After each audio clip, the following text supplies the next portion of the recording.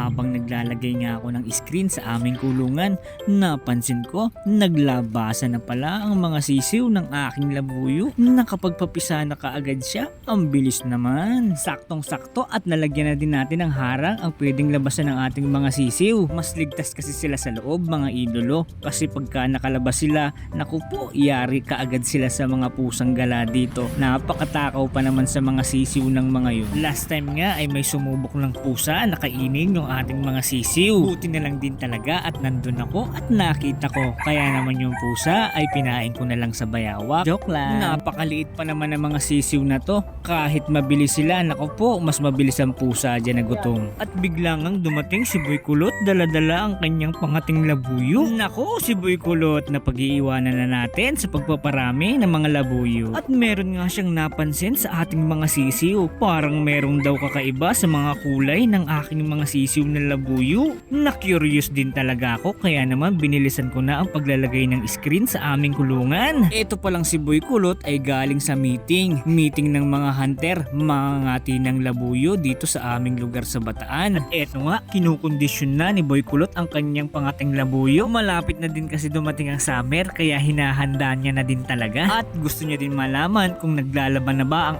aking palahing labuyo na to. Hindi naman siya nagkamali dahil nagsisimula na maglaban ng aking palahing labuyo na to. Nilagay ko nga pala sa maliit na kulungan ng aking palahi na to. Lumalabas na kasi ang pagiging mailap niya habang tumatagal. Lalo na at napakadalang ko nga lang siya mahawakan. Naalala ko din kasi ang sinabi ng matandang mangangati ng labuyo sa akin. Kung gusto ko daw pabaitin ang aking alaga, ilagay ko daw sa maliit na kulungan para madaling mahawakan at masanay. Tapos himas-himasin ko daw 3 times a day. Syempre naniniwala ako dahil eksperyensado na ang nagsabi sa akin. O siya, sige, tara silipin na natin ang sisiw ng ating labuyo. Eto sila mga idolo. Grabe, ang liliit lang talaga nila. 3 piraso mga idolo. Napansin nyo rin ba? Parang may kakaiba talaga sa mga kulay ng ating mga sisiw. Mukhang may nakasalisi sa ating inahing labuyo na to. Si Tandang Bantam ang aking pinaghihinalaan at meron pa nga dito natitira na 1 pirasong itlog. Hindi ko nga lang alam kung lilimliman pa to ng ating inahin kasi bumaba na sila. Eto nga ang kanyang sisiw. Medyo iba din talaga ang kulay talaga ng mga to. Dahan-dahan, naapakan mo sila.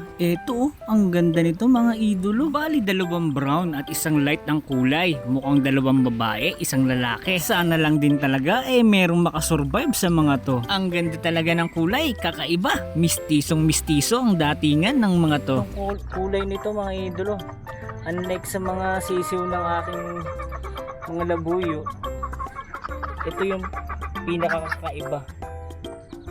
Yung yan. Ang gagalawin yan, huwag ka mag-alala. So, bali ang gagawin ko pa dito sa kulungan ni tatakpan ko pa ng mga buhangin yung kanyang mga screen para hindi sila makalusot, kasi pagka nakalusot sila, grabe, patay agad yan sa pusa. Dito naman tayo sa kabilang kulungan ng aking mga sisiw. Tignan nyo mga idolo, kawawa naman ang isang sisiw na to. Alanganin na ang kanyang kalagayan. Bagsak na ang kanyang pakpak. Napakatamlay na rin ang kanyang galawan. Naku mga idolo, hindi rin naman tayo nagkulang sa pagbibigay ng vitamins. Pinapakain naman natin sila ng tama at pinapainom ng tamang inumin na para sa kanila. Pero ganun talaga, ine-expect ko na din naman na mangyayari talaga to. Madalas talaga sa nabubuhay ko, 2 lang o 1. Ito nga pala ang isa sa 2 aking nabuhay. Napagtiyagaan mga idolo. Ito na siya ngayon, napakainam ng tindig, napakagwapo niyan. At sa taas din ng aking kulungan, meron din akong hinihintay. Nangitlog na din kasi ang asawa ni Tandang Bantam. Ayun mga idolo, kung nagugustuhan nyo nga po pala ang aking simpleng content, palike naman dyan, follow at share. Para alright, maraming salamat sa panonood. Salamat! Peace!